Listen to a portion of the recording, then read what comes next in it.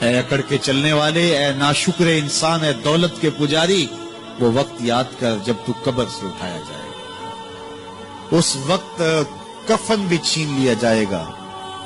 اب سب کو چھین لیا گیا، دولت، بینک بیلنس، تیری جائیدادیں، پلازے، گاڑیاں، گھر، کوٹھیاں، بنگلے، سب کو یہی رہ گیا، صرف ایک چادر کفن کے لے کے جا رہا ہے۔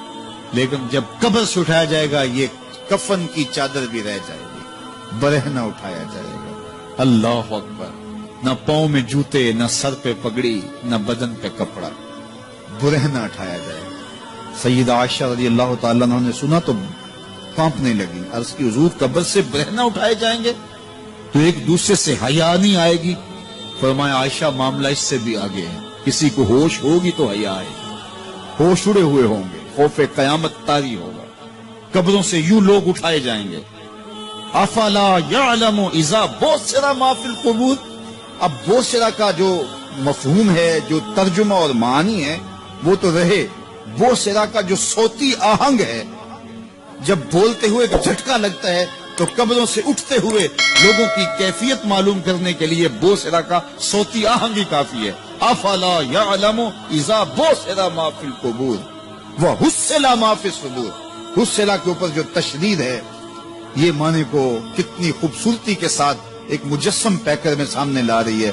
اللہ فرماتا پھر وہ وقت آئے گا جو سینے میں ہوگا وہ تشت ازبام ہو جائے گا۔ آج آپ مجھے نیک سمجھتے ہیں، میں آپ کو اچھا سمجھتا ہوں، لیکن میرے سینے کے اندر کیا چل رہا ہے یہ آپ کو نہیں پتا۔ یہ میں تقریر چہک چہک کے کر رہا ہوں، اس کے پیچھے کیا ہے؟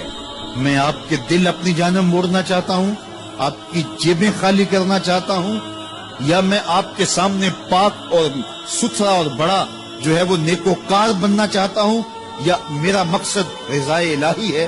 یہ مجھے پتہ ہے، آپ کو نہیں پتا۔ آپ کہاں ہیں، کہاں کھڑے ہیں، میں آپ کو اچھا سمجھتا ہوں، لیکن آپ کو پتا ہے کہ ہم کہاں کھڑے ہیں۔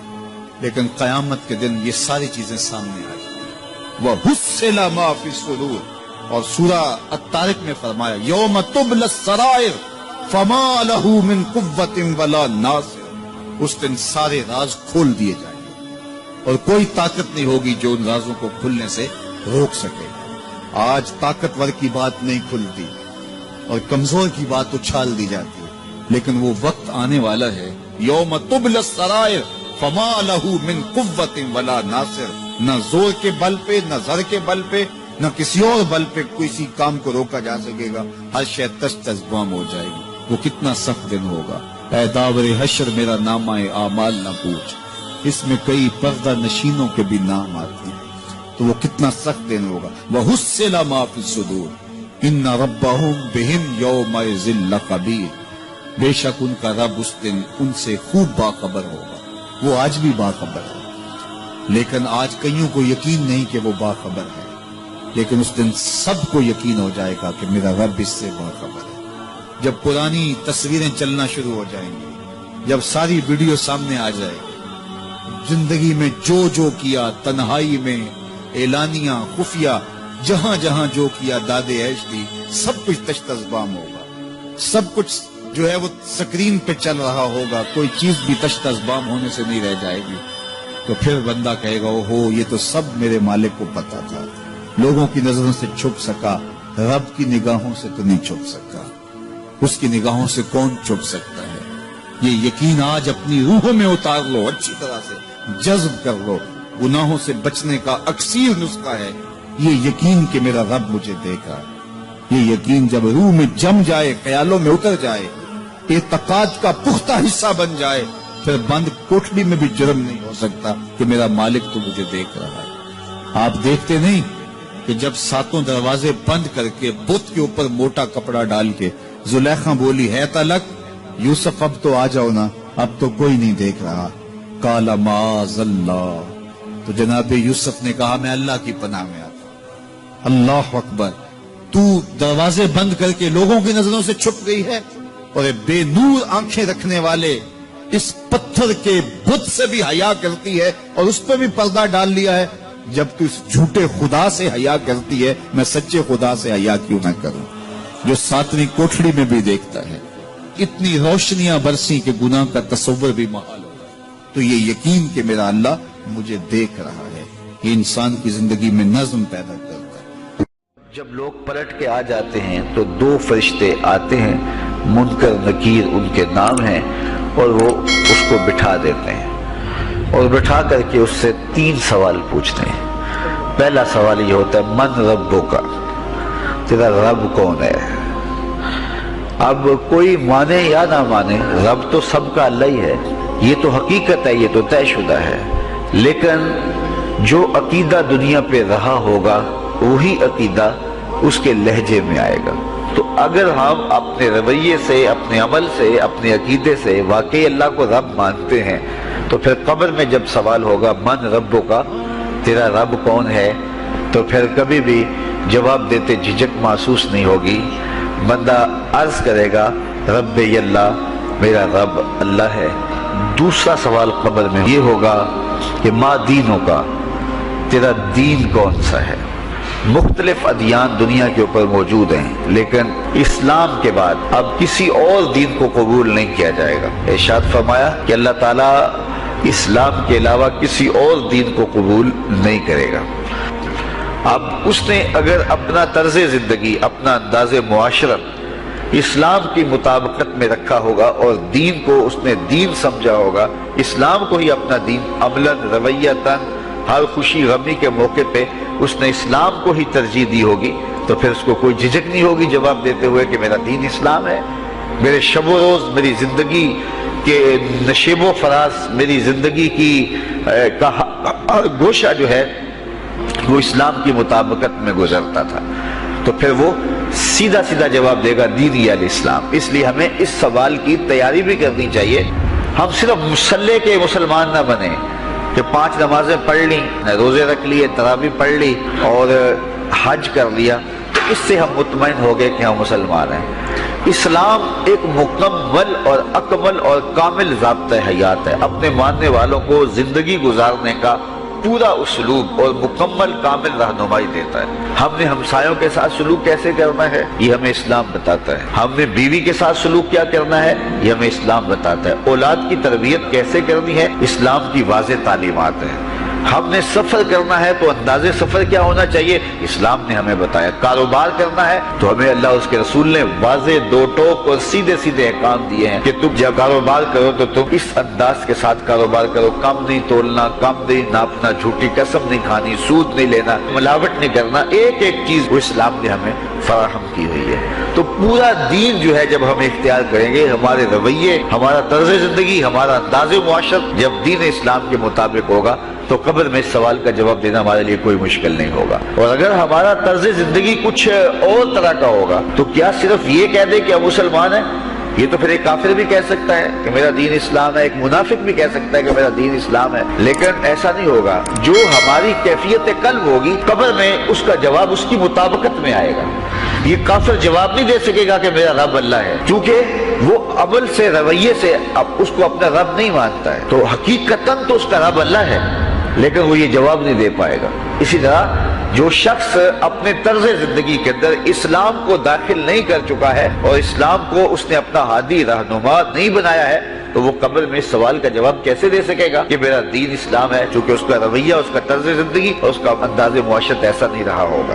اس لیے ہمیں اپنی زندگی کے شب و روز کو اسلامی تعلیمات کے سانچے میں مکمل اور کامل طور پر ڈھالنا ہوگا، تاکہ جب قبر میں سوال ہو تو ہم جواب دے سکیں کہ ہمارا دین اسلام ہے۔ تیسرا سوال فرشتے پھر پوچھیں گے، حضور علیہ الصلوۃ والسلام کے روضہ دور سے اور قبر کے درمیان سے پردے ہٹا دیے جائیں گے اور رسول کریم صلی اللہ علیہ وسلم سامنے ہوں گے، اور فرشتہ حضور کی طرف اشارہ کر کے کہے گا ما کنت تقول فی ھذا الرجل، ان کے بارے میں زندگی میں کیا کہا کرتا تھا۔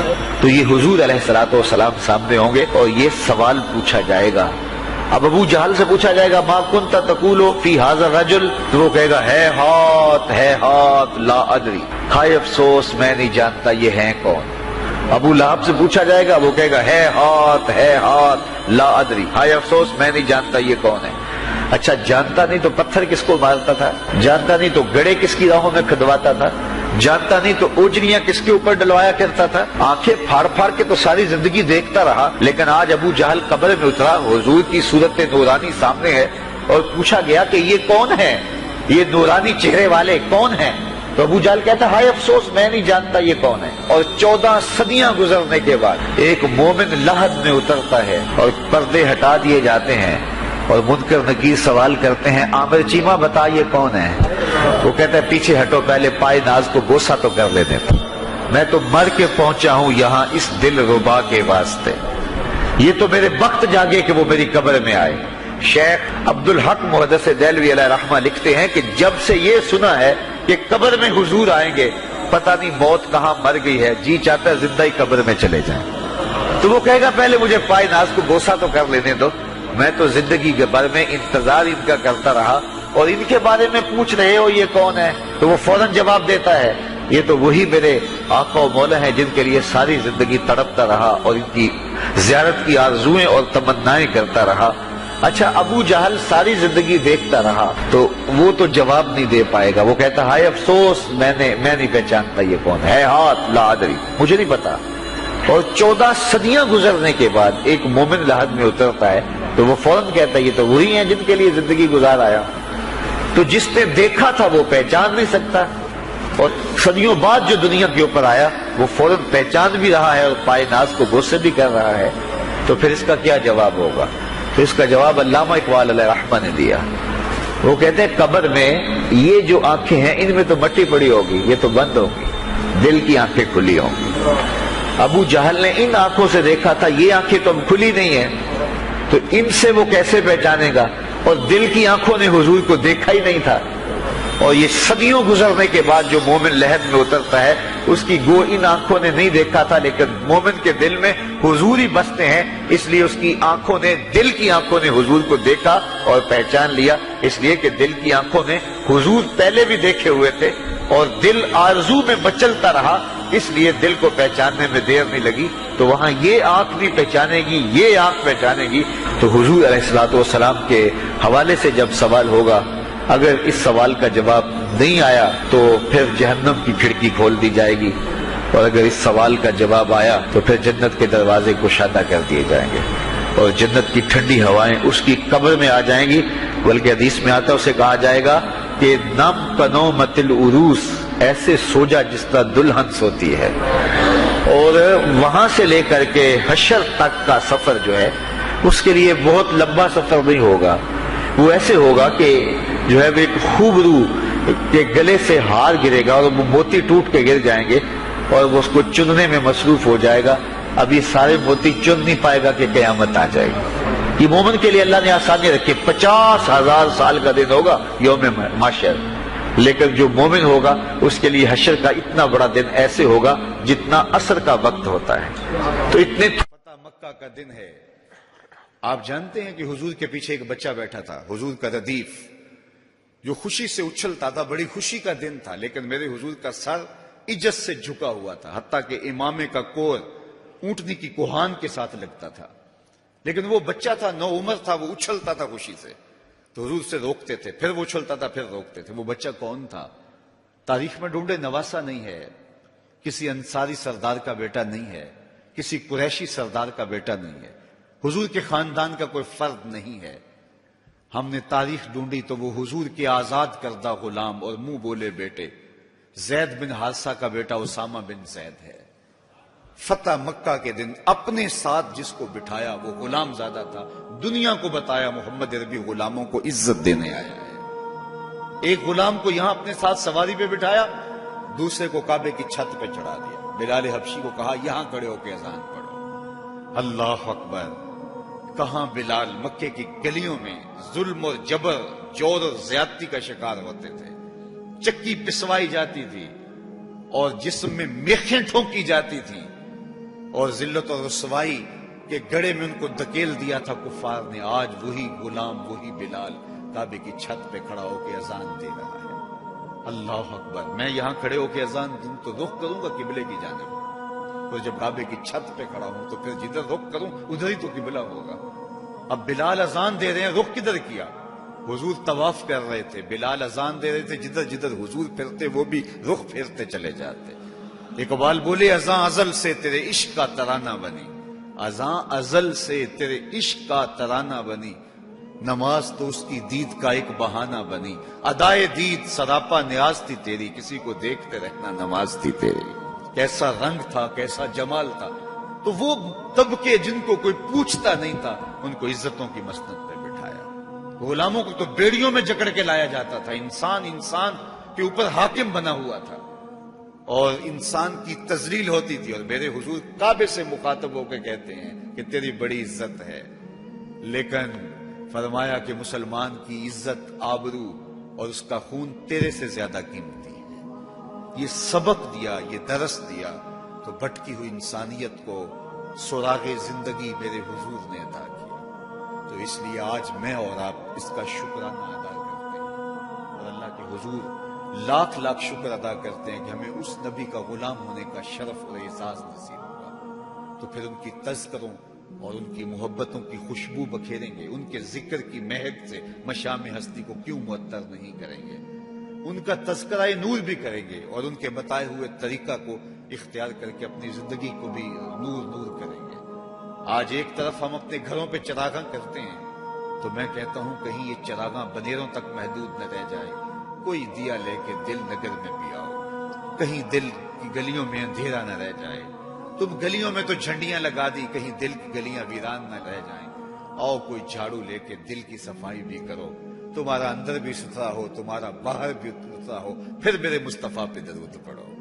یاری لا تو پاک نبی سنگ اے پر پوری یاری، پھر درود قبول ہے تیرا لکھ نالوں ایک واری۔ ان کا طرز زندگی روح میں جذب کر لیجئے، ان کے بتائے ہوئے طریقوں کو اپنی زندگی میں اتار لیجئے۔ تو ہم اگر اپنی پہچان حضور کے نام سے کرواتے ہیں اور ہماری ساری پہچان ہے ہی ان کے نام سے، تو پھر ہمارا عمل بھی اس کی گواہی دے، ہمارا رویہ بھی اس کی گواہی دے، ہمارا طرز زندگی بھی اس کی گواہی دے۔ آج بھی اگر اسلام کا دامن پکڑو، وَأَنْتُمُ الْأَعْلَوْنَ إِن كُنْتُم مُؤْمِنِينَ، میرے رب نے وعدہ دیا ہے، کافر لگتے کیا ہیں، تم مومن بن کے دکھاؤ، عزتوں کا تاج تمہارے سر پہ رکھو، لیکن تم تن آسان ہو، تم خواہشات کے بندے بن گئے ہو، آرزوؤں کے غلام بن گئے ہو، اور نعمتیں وہ مانگتے ہو جو بدر اور احد کے صحابہ کو عطا کی گئی۔ کہاں کیسے تمہیں وہ نعمتیں ملیں گی؟ پہلے اپنے آپ کو ثابت تو کرو کہ ہم ان کے اہل ہیں، اور جب اپنی اہلیت ثابت کرو گے تو رحمت کی برکھا برسے گی اور اتنا کرم ہوگا کہ تمہارے دامن تنگ نظر آئیں گے اور تم برستے پھولوں کو سمیٹ نہیں پاؤ گے۔ لیکن افسوس کہ تم طلب وہ کرتے ہو، وہ ایک بڑا معروف جملہ ہے کہ لوگ جو ہے وہ زندگی یزید کی جینا چاہتے ہیں اور موت حسین کی مانگتے ہیں۔ صاحب ایسا نہیں ہوتا، اگر حسین ابن علی جیسی زندگی گزاریں گے تو پھر ان کے مراتب رفیع کا حصہ نصیب ہوگا، لیکن اگر ہم اپنی خواہشات کی زندگی گزاریں گے اور کہیں گے کہ ہم چونکہ مسلمان ہوتے ہیں لہذا ساری نعمتیں ہمیں دی جائیں، ہم جھوٹے ہیں، ہم مکار ہیں، ہم 2 نمبر مال بیچتے ہیں، ہم جو چاہیں کریں، ہم وعدہ خلافی کریں، لیکن ساری عزتیں ہماری جھولی میں ہونی چاہیے، مسلمان جو ہوتے ہیں، لیکن ایسا نہیں ہوتا۔ اس کا وعدہ ہے تم مسلمان عملاً بن کے دکھاؤ، عزتوں کا تاج تمہارے قدموں تلے ہوگا۔